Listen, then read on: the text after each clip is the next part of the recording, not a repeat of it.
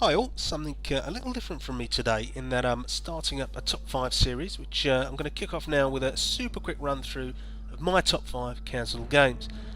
Now game number 5 on my list was mooted for release way back in autumn of 2009 and the game was called The Witcher Rise of the White Wolf. Now this game was to be the very first Witcher title for console, originally mooted for PS3 and Xbox 360.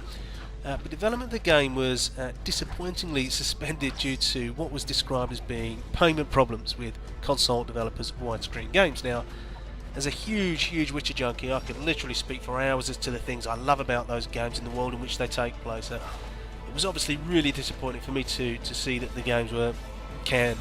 So big disappointment, but I guess there is some consolation in that the super promising Witcher Wild Hunt is just around the corner. Now, game number 4 on my list is one that you might have heard of. It's a little game called Resident Evil 4. And yes, I do understand that it's a game that exists, but it's equally true that the game at one time was actually intended to be a GameCube exclusive. And man, did the prototype ever look super interesting. So, RE4, it was to have us playing as Leon, and it was set in this fantastically creepy mansion which gave a real horror vibe. And the game was to feature a number of new super weird threats, things like animated dolls and apparitions and the now infamous Hookman. Now there's quite a bit of conjecture as to whether the game's paranormal bent was to be the result of Leon suffering with the effects of infection. You know, perhaps it was, perhaps it wasn't. I don't really care in that the prototype looked every bit a legitimate Resident Evil horror title. And those are in short supply these days, aren't they? So it'd be great if one day we could get our grubby little mitts on that one. Game number 3 on my list is a game that was rumoured to be making a long overdue at E3 this year, and it's a game called The Last Guardian. And I'm sure you're already aware, Last Guardian has been in development for the longest time, since 2007. It was formally announced back in 2009 with a planned release in 2011 for PS3. And it's being developed by the outstanding team Ico, and it's a game that follows the story of a young lad, a young boy, who befriends this giant bird, cat-like creature, I think called Trico. Now, my understanding is the game will combine action-adventure, platforming, stealth, and puzzle elements.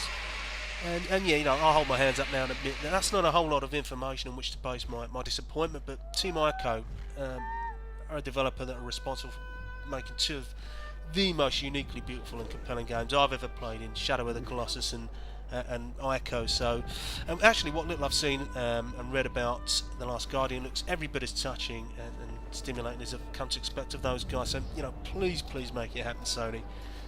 Game number 2 on the list is a little known survival horror game. It's a title called Insane, which was being developed by Volition in collaboration with film director Guillermo del Toro, and it was to be a trilogy of games published by the now defunct THQ. Now, that was a title that was first announced way back in 2010, I believe, in the form of a small, I think it was 30-second teaser. And there's been very little in the way of real information released about the game, but the thing that got me really excited was this collaboration with Guillermo, del Toro, who I consider to be the greatest contemporary exponent of fabulous film, and it just had me really excited. And for those unfamiliar with the work of del Toro, you don't know what you're missing. The man's an absolute genius, and the thought of him helping to develop a video game, and a survival horror video game at that, just blew my mind.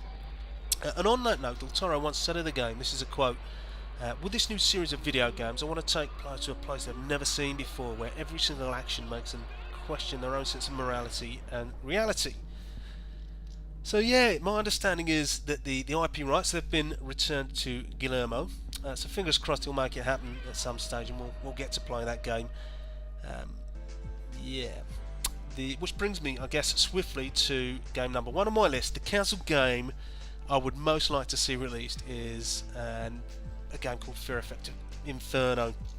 Why was this IP canned? It just beggars belief. So, for those who don't know and have never heard of Fear Effect, the games were developed by they were developed for the original PlayStation by Kronos Digital, and they were published by Eidos, and they were these just brilliant cinematic adventure games that had strong sort of survival horror leanings, and the games themselves were delightfully dystopian, fantastically futuristic, and unashamedly mature. And Inferno was to be the third instalment of the IP and was being developed for PS2 right up until Eidos discontinued funding the project following restructuring way back in 2004. So Yeah, gutted doesn't begin to describe how I felt upon hearing the news. And the saddest part of the story actually is that Kronos were unable to find a publisher for the game and went out of business shortly after.